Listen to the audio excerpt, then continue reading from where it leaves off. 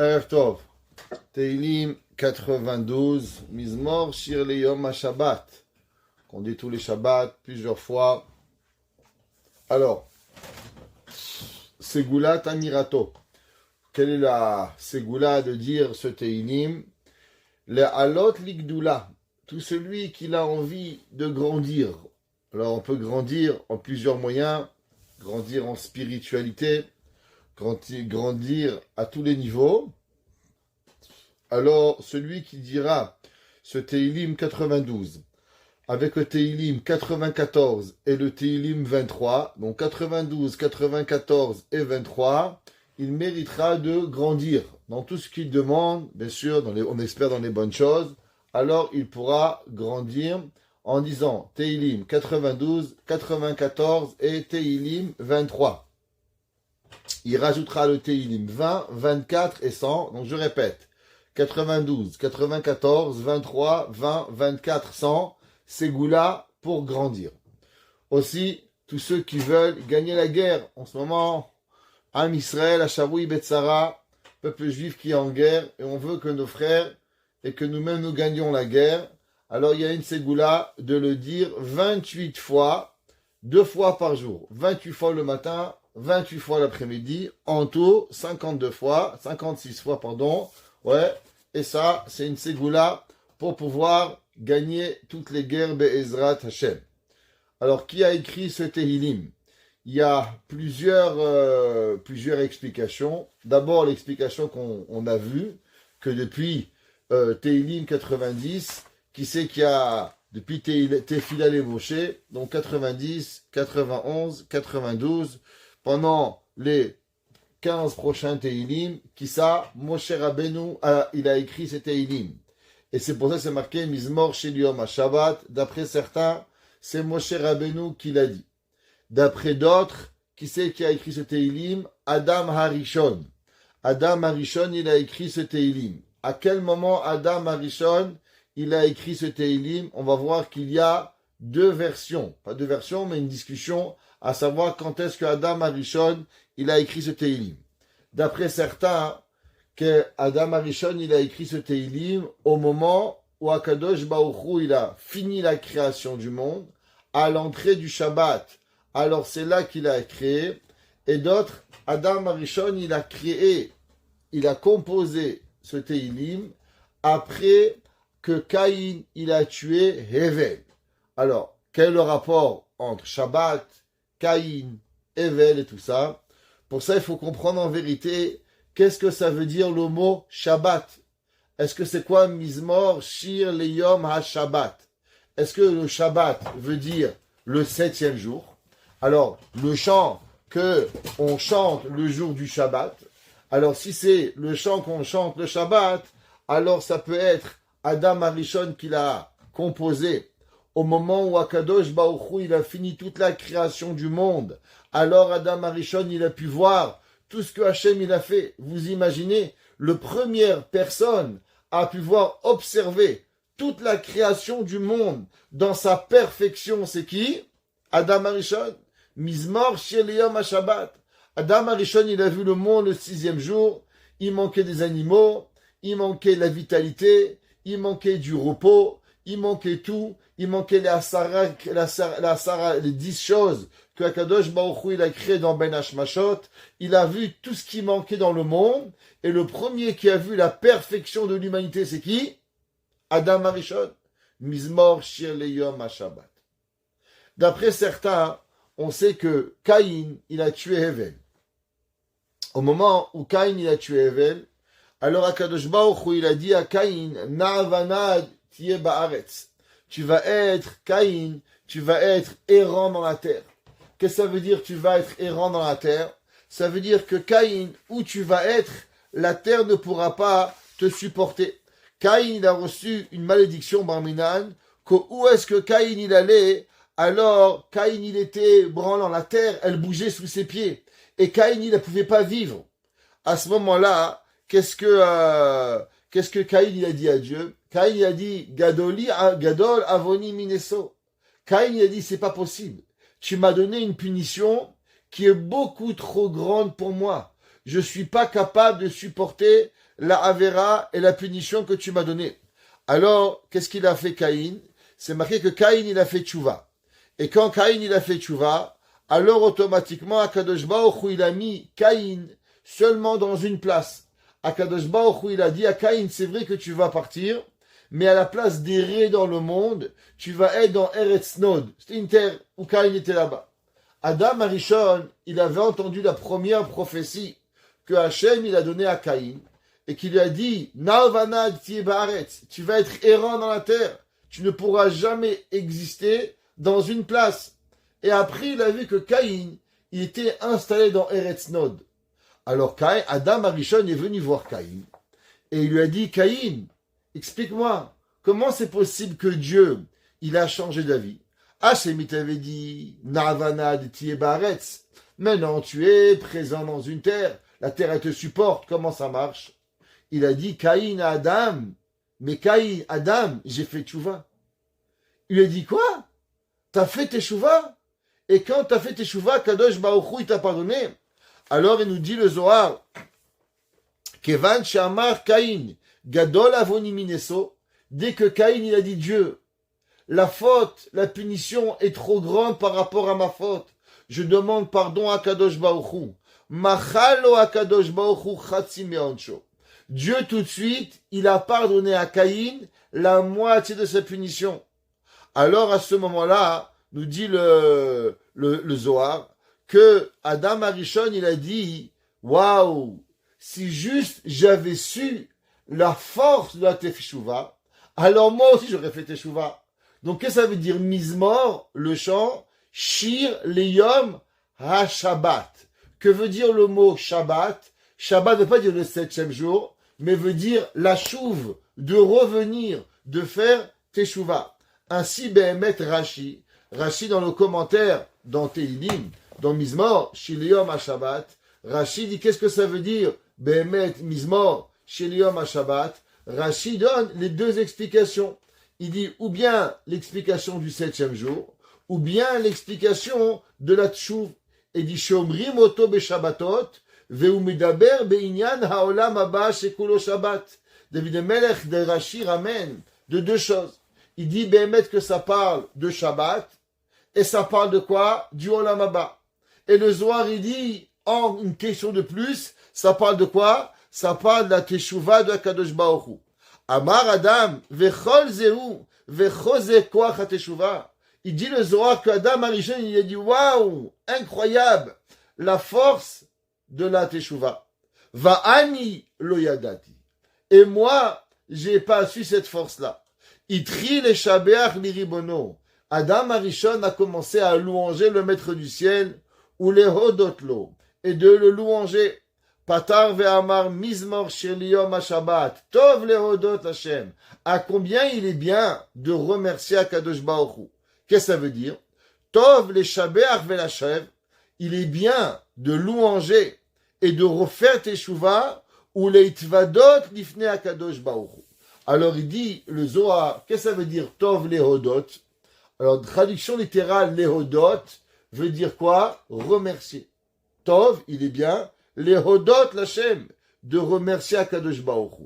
Le Zohar, il dit que le mot lehodot ici, il veut pas dire remercier, mais il vient du mot lehit vadot, de se faire une supplication à Dieu et de demander pardon à Dieu. Il dit le Zohar que si l'homme, il avait juste la notion et la compréhension de la force de la Teshuvah, il passerait son temps à remercier et à dire pardon à Dieu. Souvent, on fait des erreurs. Bon, peut-être vous en faites pas. Vous êtes des gens parfaits. En tout cas, nous, on en fait. Alors, si nous, on fait des erreurs, alors on devrait passer notre temps à demander pardon et pardon et pardon et pardon. Pourquoi? Parce que plus l'homme, il demande pardon à Kadosh Baruch Hu, et plus Akadosh Baruch Hu, il lui pardonne. Sur ça, il a dit David Amel, il a dit Adam Arishon, Mizmor, Shir le Yom HaShabbat, le chant, le cantique du jour où la personne, il va faire Teshuvah. Et c'est quoi la Teshuvah? Tov lehodot l'Hashem. Il est bien la personne de se repentir de tous les péchés que la personne, elle a pu faire. Maintenant, d'après l'explication que le mot Shabbat, ça veut dire le mot Shabbat. Qu'est-ce que ça veut dire Mizmor chez les Yom HaShabbat? Qu'est-ce que c'est Shabbat? Alors tout le monde connaît la fameuse histoire, mais je l'adore, alors je la répète. Il y avait un jour un professeur qui rentre en classe et il dit les enfants, quelle est la chose la plus belle dans la vie? La plus grande, la plus majestueuse? Alors, il y a un enfant qui dit, moi, Rabbi. Il dit oui. Il lui a dit la Torah. Il dit, waouh, magnifique. La Torah, c'est majestueux. Un autre enfant, il a dit, moi, Rabbi. Il a dit la prière. La prière, c'est la chose, le moment où on est le plus connecté avec Hachem. Eh bien, il y a une grande discussion talmudique. Qu'est-ce qui est plus important? Tefila ou Torah? Est-ce que l'homme qui prie est en plus grande connexion avec Dieu que la Torah, ou la Tefila est plus grande que la prière? Dans le Talmud, il y a une contradiction. Il y a certains rabbins qui disent que la Tefila, elle est plus grande que la Torah. De l'autre côté, il y en a qui disent que la Torah, elle est plus grande que la Tefila. La preuve, la Gemara a dit que Rabbi Shimon Bar Yochai, il priait pas. La Gemara dit pourquoi Rabbi Shimon Bar Yochai, il priait pas. La Gemara a dit parce que Torato ou Manuto. La Torah était sa vie. Alors je vais employer un gros mot. Il ne perdait pas le temps à prier. La prière pour Rabbi Shimon Bar Yochai était même une perte de temps. Parce que la connexion qu'il avait avec Hachem à travers la Tefila était plus grande. La Gemara dit à Rabbi aussi, Ulva ishit pa'el adam kolayom. De l'autre côté, la Gemara dit qu'il y a un rabbin qui disait qu'il est préférable, j'aurais aimé prier toute la journée. Juste prier, ça serait le top, le maximum qu'on pourrait avoir. On raconte qu'il y avait une histoire, vous savez qu'il y avait deux grands personnages qui étaient beaux-frères, et pourtant totalement dans l'opposé de leurs convictions. Rabbi Israël Baal Shem Tov et le Noda Yehuda. Le Noda Yehuda, Rabbi Cheskel Lando, et le Baal Shem Tov avaient marié deux sœurs. Et les deux étaient un chassid et ce qu'on appelle un mitnaged, un anti-chassid. Et les deux étaient des beaux-frères. Alors vous imaginez un petit peu les Shabbats et les fêtes. C'était vraiment mon bof. Ouais, pas très amusant. Alors un jour, il y avait le Baal Shem Tov, il est parti visiter son beau-frère, le Noda Yehuda, Rabbi Cheskel Lando, qui était rave d'une très grande ville, de milliers de personnes qui étaient derrière lui. Et bien sûr, le Rav Lando faisait une Shemona Israël très longue. Et à un moment, le Baal Shem Tov avait fini sa Shemona Israël, et tout le monde attendait le Rav pour pouvoir commencer la Tefila. On attend 5 minutes, 10 minutes, 15, 20 minutes. Au bout d'une demi-heure, le Rav finit la Shemona Israël. Et au moment où il finit la Shemona Israël, le Baal Shem Tov dit au Noda Yehuda, tu sais, c'est bien de permettre une femme à son mari, ce qu'on appelle une aguna. Il y avait une certaine femme que son mari était perdu et que le mari n'était pas revenu à la maison et qu'elle avait été depuis des années toute seule sans savoir si le mari était vivant ou le mari était mort. C'est ce qu'on appelle une aguna. Et durant la Shemona Esrei, le Noda Yehuda était en train de réfléchir au Talmud, Shulchan Aruch, Gemara, à savoir est-ce que cette femme était permise ou non. Alors le Baal Shem Tov a dit au Noda Yehuda, sache, on a le droit de permettre une aguna seulement moment de tefila tout seul, moment d'étude tout seul. Ne mélange pas les deux mondes. Et le Noda Yehuda lui a dit, moi je m'occupe pas de tes problèmes, t'occupe pas des miens. Laisse-moi m'occuper de mes affaires.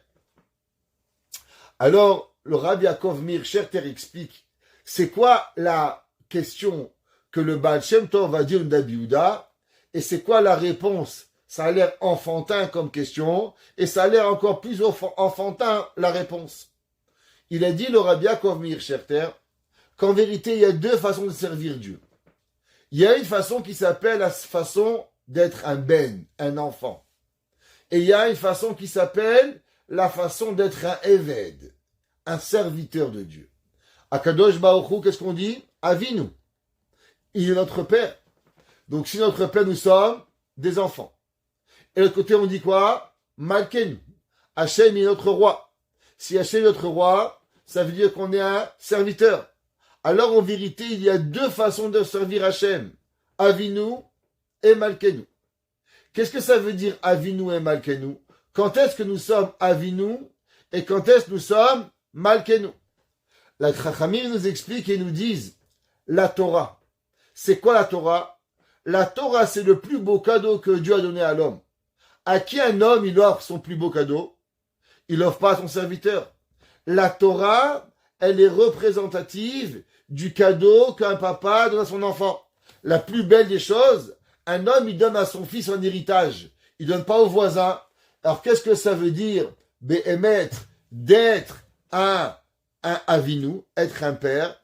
Alors, on est un père au moment où on donne à son fils un héritage, qui est le plus beau cadeau que l'on peut donner. Ça, c'est ce qu'on appelle avinu.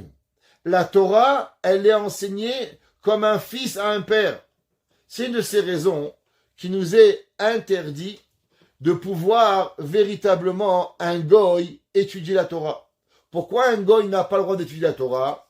Le verset, il écrit Torah, Tziva lanu Moshe Morasha Keilat Yaakov. Torah, la Torah, Tziva lanu, il nous a donné Moshe Morasha. Qu'est-ce que ça veut dire Morasha? Morash, ça veut dire comme héritage. La Gemara a dit Atikre Morasha et la Meorasa.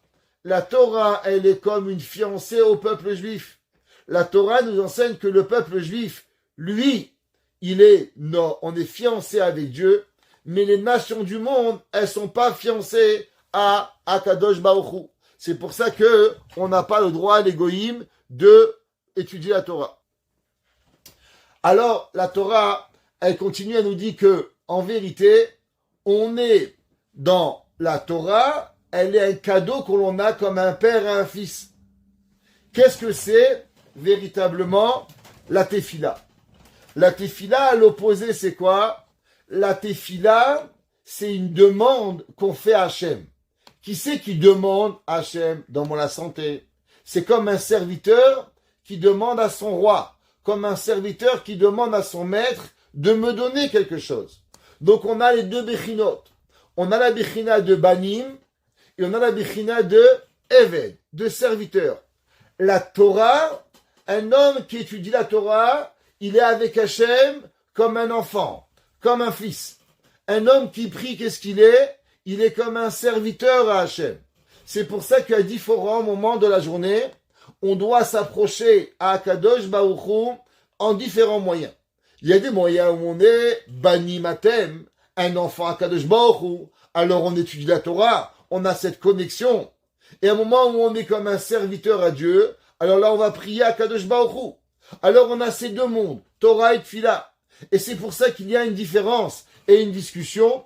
C'est quoi véritablement le meilleur moyen d'être connecté avec Dieu? Est-ce que le meilleur moyen, c'est d'être comme un fils, ou le meilleur moyen, c'est d'être comme un serviteur? Quelle différence? Vous allez me dire, mais c'est quoi la raison qu'être un serviteur pourra être mieux qu'un fils? La réponse, c'est que c'est vrai qu'un fils, il a plus de droits, seulement il y a une personne qui a besoin de moins de demander d'audience à venir chez le roi. C'est qui? Le serviteur. Vu que le serviteur, il a le balai, et que lui, son rôle, c'est de balayer, alors il peut rentrer chez le roi sans même toquer à la porte. Pourquoi il peut rentrer chez le roi? Parce qu'il balaye. Alors il en reste, c'est que le serviteur, il a une connexion avec le roi et la possibilité de voir le roi à n'importe quel moment. Et c'est quoi le but de l'homme? Le but de l'homme, c'est de vivre une connexion avec Hachem. Qu'est-ce que David Amelech, il a dit? Va'ani kirvat Elokim litov. Et moi, qu'est-ce que c'est? Moi, le but, c'est de vivre avec Hakadosh Baruch Hu, d'être, me sentir le plus proche possible avec Dieu. Ça veut dire le plus important, c'est ce sentiment de kirva, de rapprochement, d'être en connexion avec Dieu à chaque moment. Alors si je suis avec Dieu le plus rapproché, que ce soit en étant Eved, en étant un balayeur, ou bien en étant un fils, tout dépend comment elle est ma connexion, alors je dois vivre avec Hachem.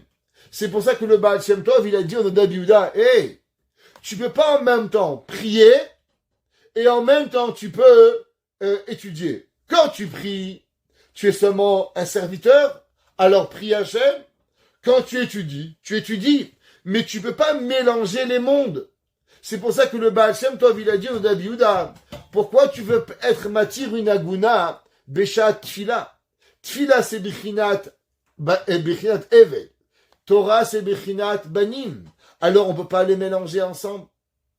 Sur ça, il lui a répondu Noda Biouda, en vérité, il n'y a pas un mélange des deux olamot.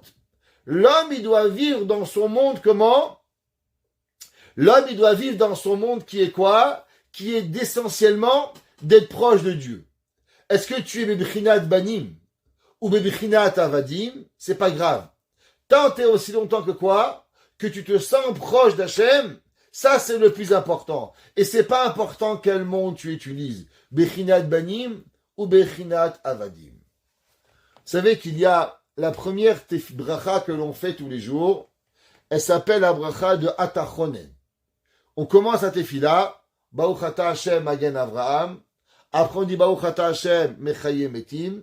Après on dit Baruch Ata Hashem Ha'el HaKadosh. Ces trois brachot sont inséparables. Rosh Hashanah, Kippour, Sukkot, Pesach, la semaine, Shabbat. Toujours, ces trois brachot, elles vont rester. Elles ne peuvent pas être séparées. Ce qu'on appelle les trois premières brachot, elles ne peuvent pas être séparées.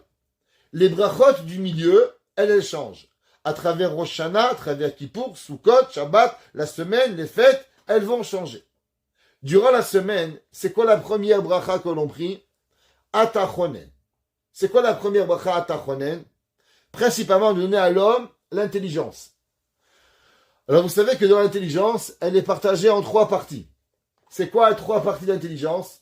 Chokhma, Bina, Da'at. Qu'est-ce que ça veut dire Chokhma? Qu'est-ce que ça veut dire Bina? Et qu'est-ce que ça veut dire Da'at? Alors, Chokhma, ça veut dire la connaissance. Qu'est-ce que ça veut dire? L'homme, il va à l'école, il va au cours, on lui apprend l'information. Alors on lui donne, et il est là, il apprend traduire, conjuguer, mathématiques, français, anglais. C'est de la connaissance qu'on lui apprend. On lui apprend des choses, A, B, et ainsi de suite. Qu'est-ce que c'est la Bina? La Bina, c'est quoi la racine de Bina? La racine de Bina, ça vient du mot Binyan. C'est quoi Binyan? Binyan, c'est une construction. Exemple, qu'est-ce que ça dit une construction? Quand vous voulez construire une maison, qu'est-ce que vous avez besoin pour construire une maison? Alors, vous avez besoin de plusieurs éléments. Vous avez besoin de briques, de ciment, de fenêtres, de portes, de bois, d'électricité, de plein de choses. Et vous avez plein d'éléments. Et en prenant tous ces éléments ensemble, vous les connectez ensemble et vous arrivez à faire une binia, une construction.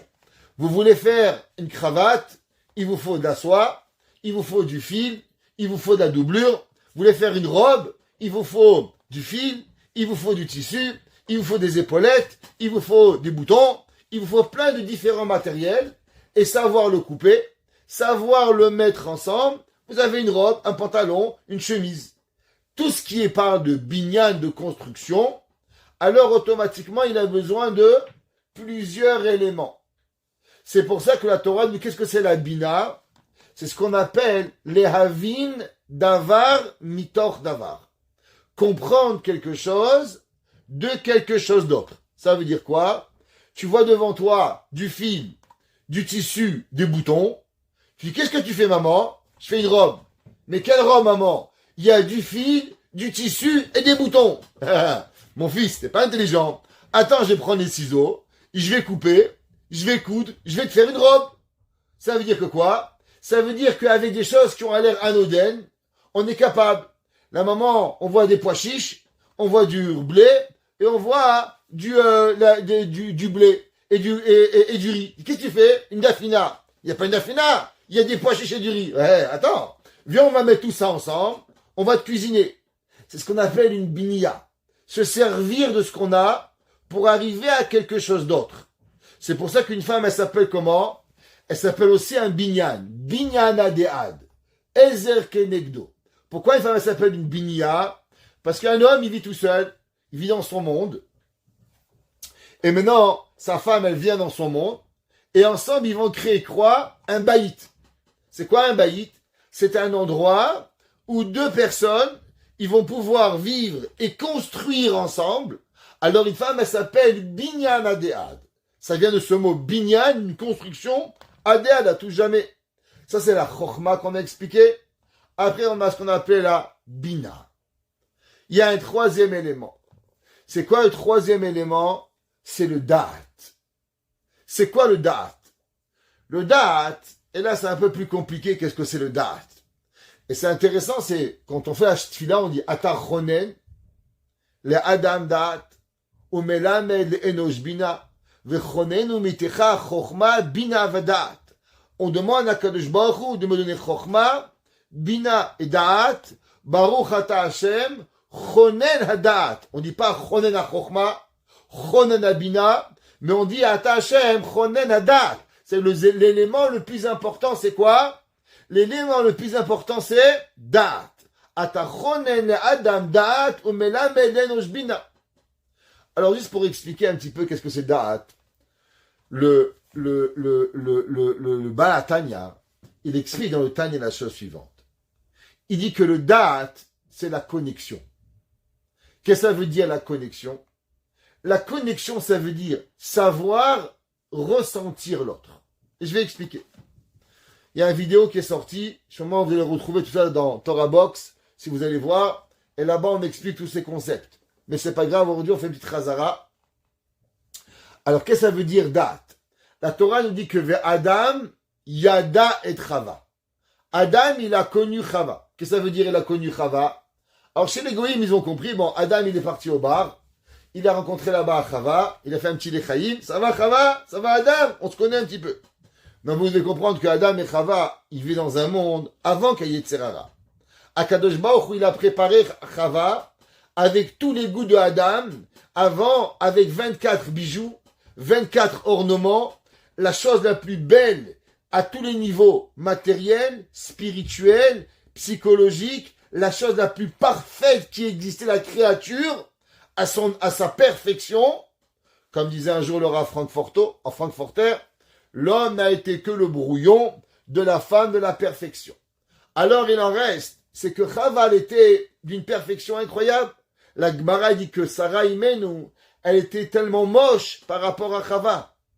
Alors, qu'est-ce que ça veut dire que Adam, Adam, Yada et Chava? Qu'est-ce que ça veut dire connaître? Si vous me demandez à moi combien de temps ça prend de connaître votre épouse, je vais te dire 100 ans. Dans 100 ans, Be'ezrat Hashem, tu vas connaître ta femme. Parce qu'avant 100 ans, tu sais même pas qui elle est. Alors, qu'est-ce que ça veut dire la connaître? Que Adam, il a connu Chava. Alors, il nous dit le Baal HaTanya que la Yedi'a, c'est pas c'est pas connaître, mais en vérité, c'est la connexion. C'est se connecter avec quelqu'un. Quand une personne, elle se connecte, c'est la Kashrut. Qu'est-ce que ça veut dire? Ça veut dire qu'une personne qui est en connexion avec l'autre, alors elle sait pertinemment ce que l'autre il a besoin, sans même savoir ce que l'autre il me demande. Qu'est-ce que c'est l'amour le plus grand? L'amour le plus grand, c'est pas que le mari demande à sa femme, s'il te plaît chérie, je vais rentrer de voyage après une semaine, fais-moi une bonne soupe. Si un mari doit demander à sa femme de lui faire à manger quand il rentre du travail, mesquine la femme et mesquine le mari. Parce qu'en vérité, la femme, elle n'a rien compris au mariage, et le mari encore moins. Si un homme, il a besoin qu'on lui rappelle, c'est quand l'anniversaire de mariage, mesquine la femme, mesquine le mari. Comme il a dit un homme un jour, quel est le meilleur moyen de jamais plus oublier l'anniversaire de mariage? De l'oublier une fois. Alors, qu'est-ce que ça veut dire la Yedi'a? La Yedi'a, ça veut dire de ressentir profondément le ressenti de l'autre sans que l'autre il a même plus besoin de parler. C'est ça que vers Adam, Yada et Chava. Adam, il a su connecté avec Chava pour savoir exactement ce qu'elle a besoin. Ça veut dire cette connexion profonde qu'il y avait entre Adam et Chava.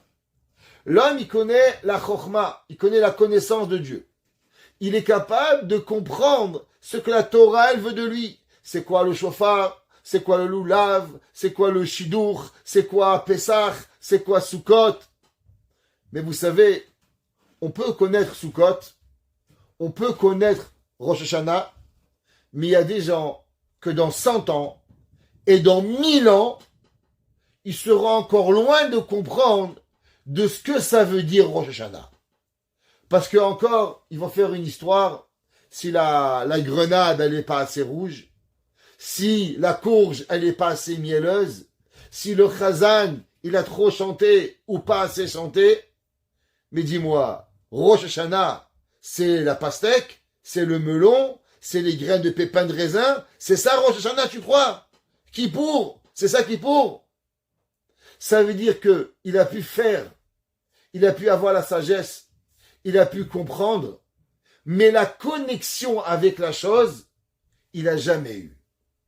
Il peut vivre des fois des années pour être encore béhémètre dans un monde qui est loin de la kashrut, de la connexion avec ce qu'il a besoin.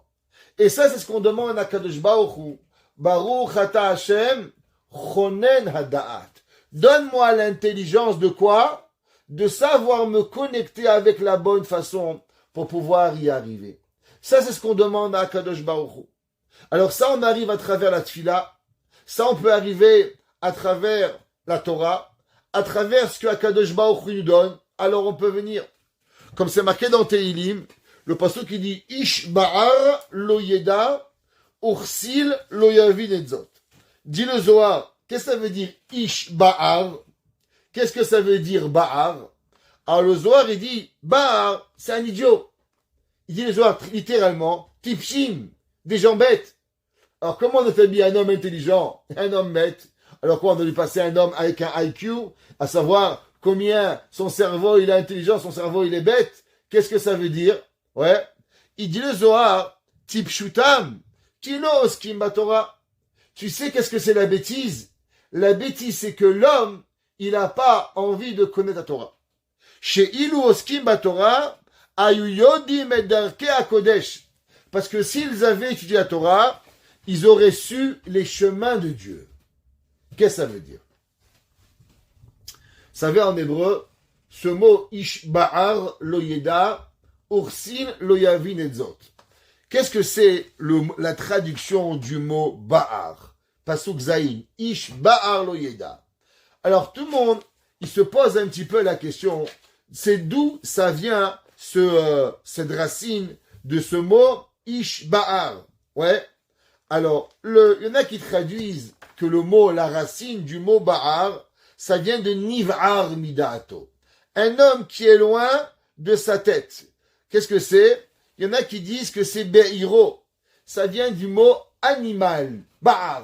Personne il arrive vraiment à savoir c'est quoi la racine. Elle n'est pas écrite dans la Torah, le mot ba'ar. Le Maharal, il dit, laissez-moi vous dire c'est quoi la racine du mot ba'ar. Le Maharal, il y a un homme qui a envie. Comment on appelle un homme qui a des envies? La faim. Un homme qui est ra'ev. Un homme qui a faim. Un homme qui veut. Qu'est-ce que ça veut dire avoir faim? On peut avoir faim physiquement. On peut avoir envie de manger un poulet, de la viande, avoir soif. Et il y a un homme qui a faim intellectuellement. Un homme qui a envie de grandir en Torah. Un homme qui a envie, qui a faim de pouvoir approcher et vouloir avec Hachem. Qu'est-ce que c'est un homme qui n'a pas faim? Qu'est-ce que ça veut dire un homme qui n'a pas faim? Un homme, allez, offrez-lui un bon restaurant. Le meilleur restaurant de Paris. Donnez-lui à manger, à manger, à manger. À la fin, on dit, tu viens, on va manger une glace. Il dit, j'en peux plus. Il dit, je te la paye. Il dit, c'est pas une question d'argent. J'ai pas faim. J'ai pas faim, je veux pas. Vous savez, c'est quoi le pire qui peut arriver à l'homme? C'est que l'homme, il a pas envie d'avoir envie. Il dit, Adam Arishon, Tu sais ce que c'est la plus grande bêtise de l'homme? Ishba'ar. L'homme qui est à l'inverse de Ra'ev, c'est les mêmes lettres. Ra'ev et Ba'ar. C'est l'homme qui n'a pas faim. Ishba'ar loyeda. La même façon que l'homme qui est rassasié, il n'a pas envie de manger. Pareil, celui qui est rassasié, qu'est-ce que ça veut dire? Qui n'a pas d'envie de connaître, alors loyeda. L'homme, pour pouvoir connaître, il faut qu'il a faim. Ishba'ar loyeda. Ursi loyavin etzot. Et l'idiot, il ne pourra pas comprendre. Il nous dit, c'est marqué dans le Shelah. Le Shelah Kadosh, il dit, vous savez que la Gemara dans Masechet Shabbat, page Kuf Yutchet, 118a, la Gemara dit comme ça. Kol hame'aneg et Shabbat. Tout celui qui va honorer le Shabbat,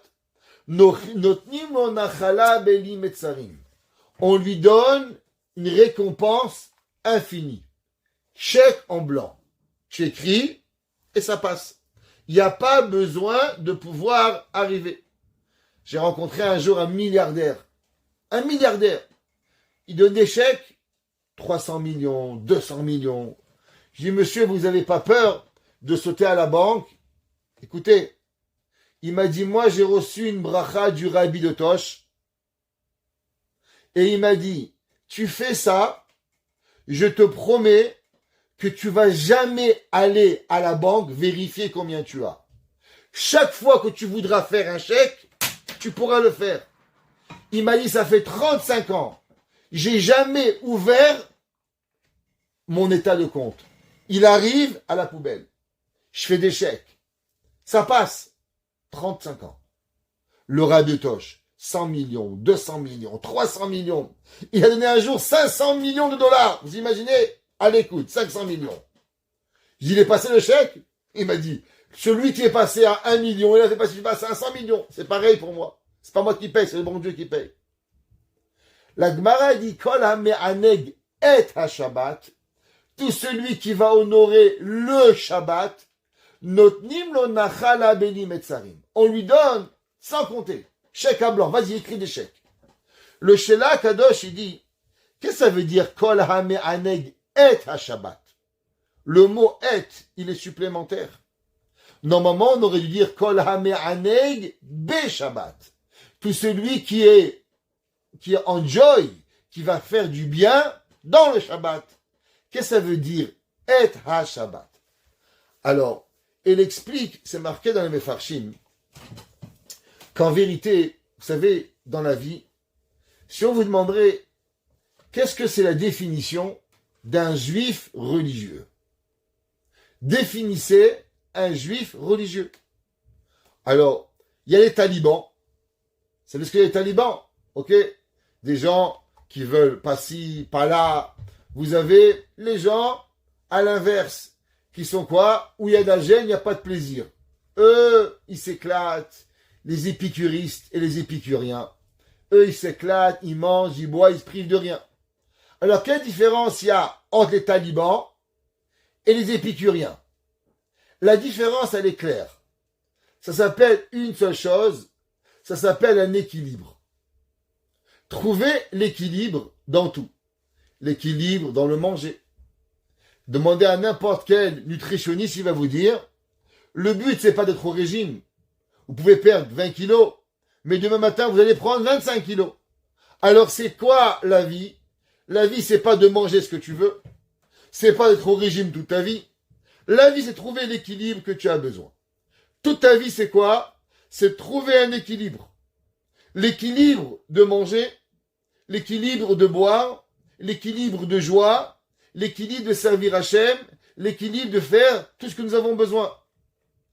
Alors, Rabbi Nachman de Breslev, dans le Sefer Amidot, il écrit et il dit que manger, boire amène la personne à la joie. Ma'achal ou mishte ou mashke mesameach et adam. Que l'homme, quand il mange et quand l'homme il boit, alors il arrive à avoir de la joie, il arrive à avoir de la simcha. Seulement attention. Vous savez, le jour du Shabbat, il y en a des gens qui ont inventé un Shabbat. C'est quoi le Shabbat? le Shabbat, il s'appelle manger, boire, dormir. Boulot, métro, dodo. Ouais, ils passent leur Shabbat à faire quoi? À manger, à boire et à dormir. Le Aboudraham, il dit, pourquoi nous avons 3 repas Shabbat? Depuis quand on mange 3 repas par jour? Je sais pas, moi la semaine, si j'arrive à en manger 1 par jour, c'est beaucoup. 2, il faut qu'il y ait un mariage, manger 2 repas. Ouais, 2 repas, ça n'existe pas. Alors pourquoi on a eu besoin d'avoir 3 repas par jour? Même demandez au président de la République à Paris, qui font que manger, les Français, ils mangent 2 repas. 1 repas, 2 repas, un petit café. Pas 3 repas par jour. Pourquoi Shabbat, on a eu besoin d'avoir 3 repas? Dit le Aboudraham, de façon à ce qu'on sait que le jour du Shabbat, c'est un jour qui est kadosh, et qu'un jour qu'on doit sacrifier son temps à étudier la Torah. Seulement étudier quand vous avez faim, c'est difficile. Étudier quand vous êtes triste, c'est difficile. Alors il faut savoir manger dans un équilibre pour être juste parfait dans la boisson et le manger, à avoir la joie pour pouvoir arriver à trouver l'équilibre parfait pour pouvoir étudier. C'est pour ça que c'est pas marqué Kol Hame'aneg Be Shabbat, tout celui qui se réjouit dans Shabbat, parce qu'il y a des gens qui passent leur temps à manger, à boire, à dormir et à se saouler Shabbat. Mais c'est pas un Shabbat. C'est quoi Shabbat? Kol Hame'aneg et ha Shabbat. Il faut venir et chercher la joie que la personne doit avoir dans le Shabbat. L'homme, tout ce qu'il a besoin, c'est vraiment d'aller chercher tout ce qu'il a besoin pour pouvoir arriver à trouver son équilibre, à manger, à boire, à dormir, mais afin d'avoir un but. Quel est le but? Le but d'Emet, c'est d'arriver à pouvoir élever le Shabbat. C'est pour ça que David HaMelech a dit, Mizmor, le chant, Shir le Yom HaShabbat. Que si l'homme, il passe sa journée à manger, à boire et à dormir, et il ne sait pas utiliser le Shabbat, alors il ne peut pas élever le Shabbat. Il est dans l'incapacité de pouvoir élever son Shabbat. Que l'homme, il doit arriver à cette notion-là de pas profiter dans le Shabbat, mais de profiter du Shabbat. Kol hame'aneg et ha-Shabbat. Le but, c'est que le Shabbat soit heureux, plutôt que toi, tu vas devenir heureux dans le Shabbat pour pouvoir y arriver à savoir ce que tu as besoin de tout ce que tu as besoin. C'est pour ça que David HaMelech, il continue et il dit, Tov, lehodot l'Hashem. L'homme, il est bien de se réjouir, ou les amer les shimcha elyon. Qu'est-ce que ça veut dire? Que il est bien de remercier Hachem, ou les amer, et de chanter les shimcha elyon à ton nom Akadosh Baruch Hu. Alors d'abord, il y a plusieurs explications. Qu'est-ce que ça veut dire? Tov, lehodot l'Hashem. Pourquoi c'est marqué Tov, lehodot l'Hashem? L'Hashem, c'est Beshem Havaya. Pourquoi ici on a choisi de parler du nom Yud Ke Vav Ke et pas du nom Adnout, ou du nom Elohim, ou du nom Shakai? Pourquoi ici on a choisi Behemet d'avoir le nom d'Akadosh Baruch Hu? Alors c'est marqué que la personne, il doit remercier, l'émi à qui il doit remercier, à qui il doit louanger Akadosh Baruch Hu. Alors Hachem, qui est quoi? On sait, dit le Eben Ezra, qu'Akadosh Baruch Hu, il a plusieurs noms comme on a expliqué. Hanoun, Rachum, Shakai, Tsevaot, ouais. Mais il y a un nom d'Akadosh Baruch Hu qui est le plus important, qui est le nom de Havaya. C'est quoi Havaya? Havaya, par définition, c'est l'éternité. C'est le passage entre le passé et le futur et le présent. Et aussi, c'est ce qui représente, ouais, le chesed et la bonté éternelle. C'est pour ça que à qui l'homme il doit apprendre à remercier Tov, les hodot, à qui? L'Hachem, à Kadosh Baruch Hu, qui est Behemet Havaya, qui est entre le passé, le futur, le présent et la Rachamim à son niveau le plus important. Quelle est la différence entre les hodot ou les amers? Les hodot, principalement c'est la bouche, ou les amers, c'est avec de la musique. L'homme, il doit savoir remercier Hachem du Eben Ezra, que ce soit d'abord avec sa bouche, dire merci à Hachem, ou des fois il doit chanter. Des fois il doit même mettre une musique pour remercier à Akadosh Baruch Hu. Alors, le Rashi, dans Masechet Berachot, c'est marqué dans le pasuk Veivarechu Shem Kevodecha. Et ils vont bénir le nom d'Akadosh Baruch Hu. Alors il dit Rashi, la Gemara dans Masechet Berachot 63.1, Rashi dit, qu'est-ce que ça veut dire? Anihigu birchotav.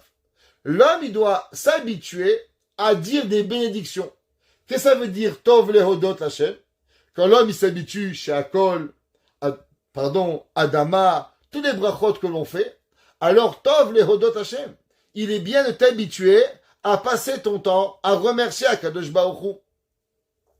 Pourquoi? Parce que l'homme, il dit Rashi, écoutez bien, on sait que tout ce bas monde, c'est quoi? Tout ce bas monde n'est qu'une préparation à quel monde? Au monde d'en haut. Alors, Rashi a dit, c'est quoi Mizmor Shir Leyom HaShabbat? Rashi dans Teilim, il dit deux choses. Ou bien Shabbat, c'est Béhémet le 7e jour, ou bien c'est le 7e millénaire. C'est quoi le 7e millénaire? C'est ce qu'on appelle le Chaye Olam Haba. Ça veut dire le monde de l'éternité. Et qu'est-ce qu'on fait dans le monde de l'éternité?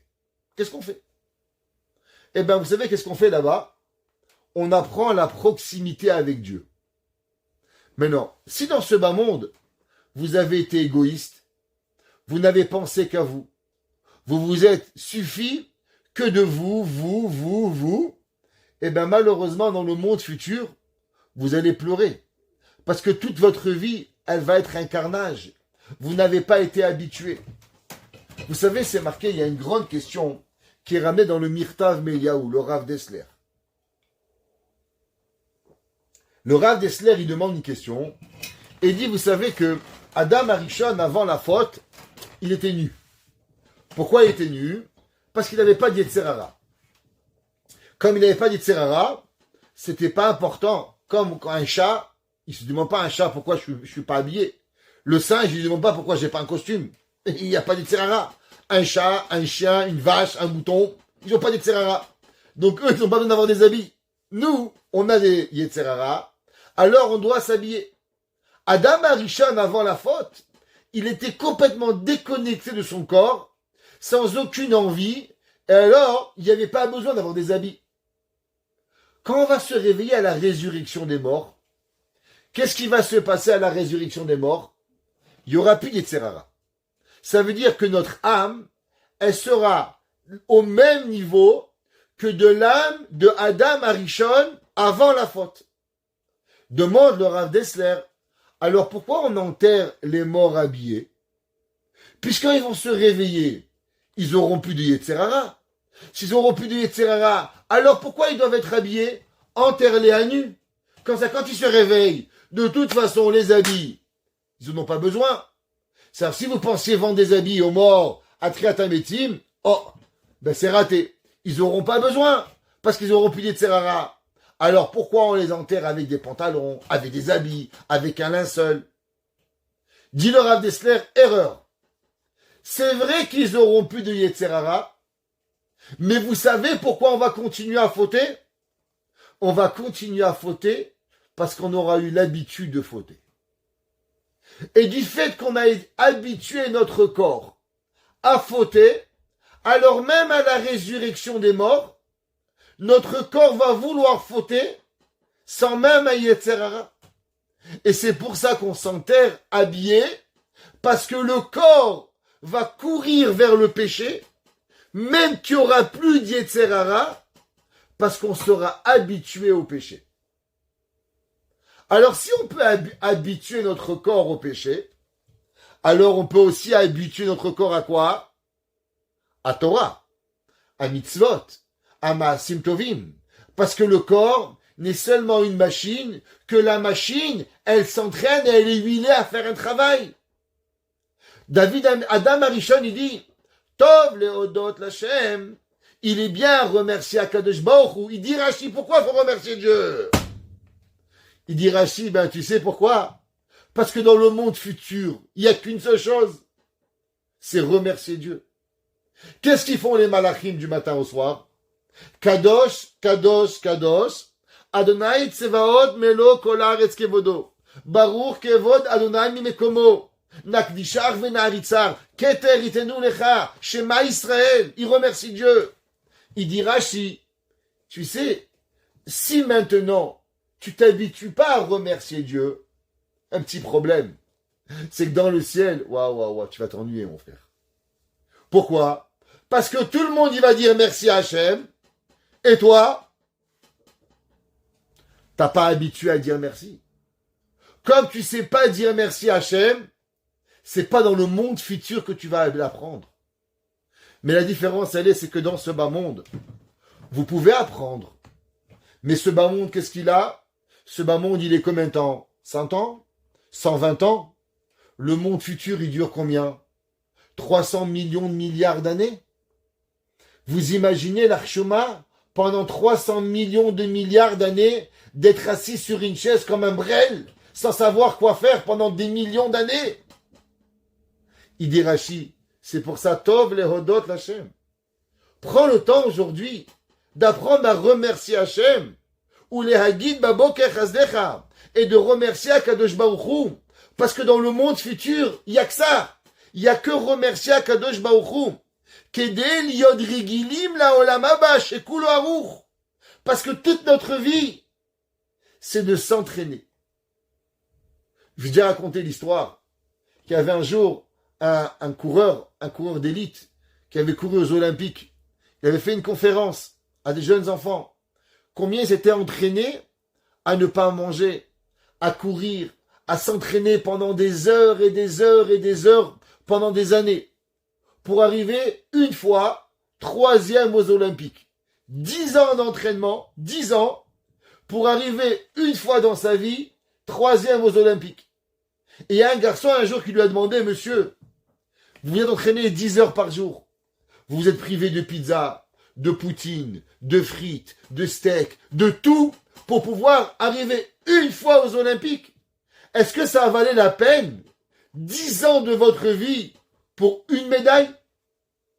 Et le garçon, le monsieur a été honnête, il lui a dit, le jour où tu écouteras ton nom crié par 100 000 personnes pendant 5 minutes, tu verras que ça vaut la peine 10 ans de sacrifice pour 5 minutes.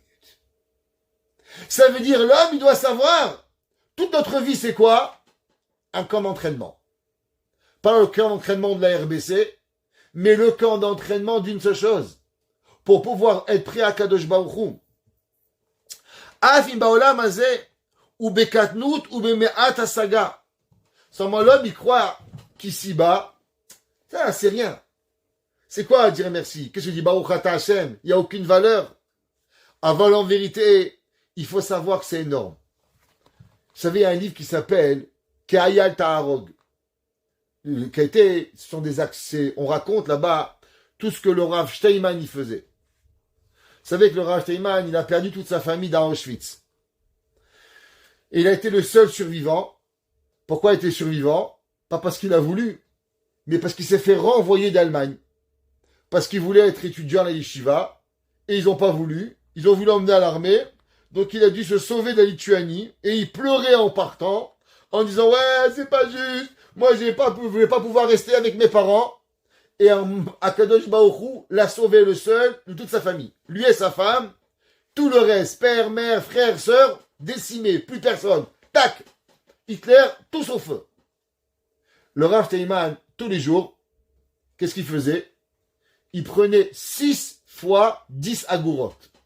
C'est combien 10 agourotes? 10 agourotes, c'est à peu près 20 centimes. Il prenait 6 fois 20 centimes, il les mettait à tzedaka, tous les jours. On lui a demandé, Rabbi, tu sais, 6 agourotes, ça fait 60 agourotes, ça fait $1,20. C'est rien, c'est même pas... Pourquoi tu mets 6 agourotes à la tzedaka? Il a dit, le Rav Steinman, chaque 10 agourotes pour 1 million de juifs. Il y a 6 millions de juifs, alors je mets 6 pièces. On lui a demandé, mais Rabbi, pourquoi tu mets pas $100 alors, pour chaque fois? C'est quoi, 6 centimes? C'est une blague! Tu mets 6 centimes pour 6 millions? Il a dit le Rav Teiman, pourquoi tu crois que 6 centimes, c'est rien? Nous, on croit que tu mets 6 centimes, c'est walou. Tu fais une bracha, c'est rien. T'as même pas une idée de ce que ça représente, dire merci à Hachem. Un homme, il s'habitue à Shayatzar. Un homme, il s'habitue à dire Sheakol. Un homme, il s'habitue à dire Birkat Amazon. Un homme, il s'habitue à faire des brachot à Kadosh Baruch Hu. Ici-bas, il croit que c'est rien du tout. Mais s'il avait une notion de ce que ça représente, la plus petite des mitzvot, qu'en vérité, il est en train d'emmagasiner pour le Olam Haba. Et il dit, Ve'asha'ashua shel le'odot ou la'alel, ba'olam hanitzri, ou bebichinat shel hakara ve'asaga oto yitbarach. Alors, je vais expliquer. Vous vous rappelez, on a expliqué que c'est quoi le da'at? C'est quoi le da'at? Le da'at, c'est la connexion. La hitkashrut. La connexion entre deux choses. C'est marqué dans les Sfarim. Vous savez qu'est-ce que ça veut dire? Comment Dieu il se connecte avec toi? Dans ce bas monde, tu comprends pas. Tu mets 6 pièces, tu fais Sheakol, tu dis Amotzi, tu dis merci Hachem, tu te lèves le matin, merci Hachem, merci, Baruch Hachem, Baruch Hachem, Baruch Hachem, Baruch Hachem, Baruch Hachem, Baruch Hachem. À la fin, je dis, comment il s'appelle celui-là? Il s'appelle Baruch Hachem. Baruch Hachem, Baruch Hachem, Baruch Hachem. Il s'appelle Baruch Hachem, Baruch Hachem, Baruch Hachem. Tu crois que c'est rien. Mais vous savez qu'est-ce que ça fait le Baruch Hachem? Le Baruch Hachem, ça vous amène le Da'at. Le Da'at, ça veut dire la connexion. Et c'est marqué dans les Sfarim Akdoshim. Ve'asha'ashua. Et le plaisir chez les Hodot ou les Halel. Vous savez, quand un homme, il apprend à remercier Dieu, quand un homme, il vit avec Hachem, qu'il a le besoin de remercier Akadosh Baruch Hu, merci Hachem pour la santé. Un ami à moi, cette semaine, sa mère, elle appelle, elle dit, mon fils, je veux faire les courses. Je te rappelle dans une demi-heure. Oh, sa mère, elle va faire les courses. Une demi-heure, elle appelle pas. 1 heure, elle appelle pas. 3 heures, elle appelle pas. 4 heures, elle appelle pas. Il appelle sa sœur, il dit, elle est où? Il dit, bah, je sais pas, elle est partie faire des courses. Il dit, ça fait 4 heures. Qu'est-ce qui s'est passé? La maman, elle est sortie. Elle glisse. Elle tombe sur la tête au coma. Barminan. Tu vas acheter une baguette de pain, tu te réveilles pas. Tu es mort. Mais c'est pas possible, ça. Quoi, un gars, il va acheter une baguette de pain. Combien de baguettes on a acheté? Nous, on croit, on sort, on vient, c'est rien. C'est rien. Il n'y a rien que c'est rien. Une baguette qui est morte. Comment c'est possible? Boré Olam, il décide. On est en vie. Tov lehodot l'Hachem. Tu sais ce que c'est le plus beau cadeau qu'Akadosh Baruch Hu il a? Qu'est-ce que c'est Akadosh Baruch Hu dans le Olam Haba? Comment il choisit avec qui il veut se connecter? C'est marqué dans le Mefarshim. Ubebchina shel hakara ve'asaga oto yitbarach. Celui qui va apprendre à remercier, alors il va apprendre à le connaître. Et ça que le pasteur qui dit Aïn oraata Elokim zulatecha yaase lemechakelo tov leodot Hashem ozam eleshimcha elyon. Plus l'homme il apprend à remercier Dieu par rapport à chaque détail de sa vie, et plus l'homme il est comprendre à combien il peut se connecter avec Dieu. Ça veut dire, imaginez-vous Moshe Rabbeinu. Ça veut dire Adam Arishon. Au moment où ils sont arrivés au moment le plus important de leur vie, Mizmor, Shir le Yom HaShabbat. C'est quoi Shabbat?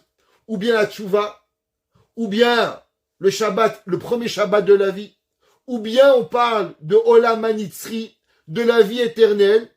Et qu'est-ce qu'on parle à ces 3 moments les plus importants de notre vie?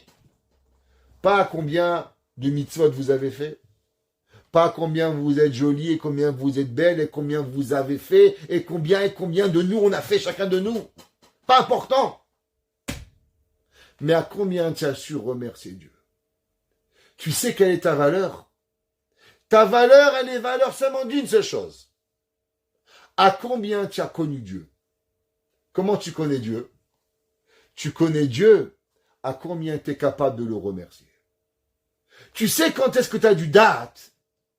Le date, il arrive à la personne seulement quand la personne, il est capable d'avancer. Maintenant, quand est-ce qu'on remercie Dieu? Les gens, ils pensent qu'il faut remercier Hachem. Waouh, c'est facile. Il gagne l'auto, 50 millions de dollars. Il y a un gars en Amérique, il a gagné 984 millions de dollars. Imaginez-vous, presque 1 milliard de dollars américains.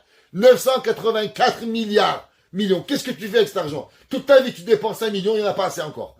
C'est pas possible. 1 million par jour, tu n'as pas dépensé, tu en as encore pour pouvoir dépenser 984 millions. Ouais. David Amelech, il écrit Adam Arishon.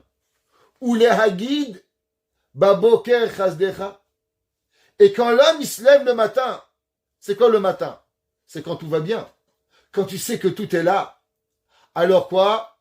Chazdecha. Ça, c'est la bonté de Dieu. Mais quand est-ce que tu vas, Behemet, apprendre la Emouna? Ve'emuna techa. Tu sais quand est-ce que ta Emouna, elle va être définie? Balelot. Balelot, c'est quoi la nuit? La nuit, c'est les jours difficiles.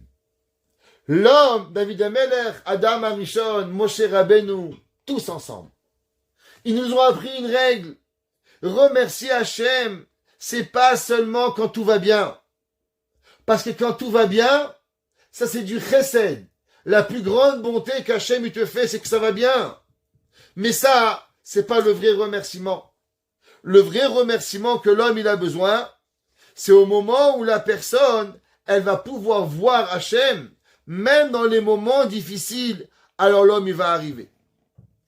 Vous savez que pourquoi Kadosh Baruch Hu, il haït la tristesse? Écoutez bien, un cadeau ce soir. Je vous donne le secret de la dépression. Allez, un cadeau. Le secret, c'est quoi la dépression et pourquoi l'homme déprimé, il marche pas. C'est marqué dans les Sfarim, dans le Kitvé Arizal. La dépression, un homme qui est triste, rien peut le sortir, la dépression. Parle-lui de sa femme, parle-lui de ses enfants. Ouais, victimisation, rien ne lui marche. Rien. Alors pourquoi Hachem il est fâché avec lui? Vous savez pourquoi? Il dit le Harizal, Yidmelo, Shegam Da'at HaKadosh Baruch Hu Katan Vekatzar Kemo Da'ato.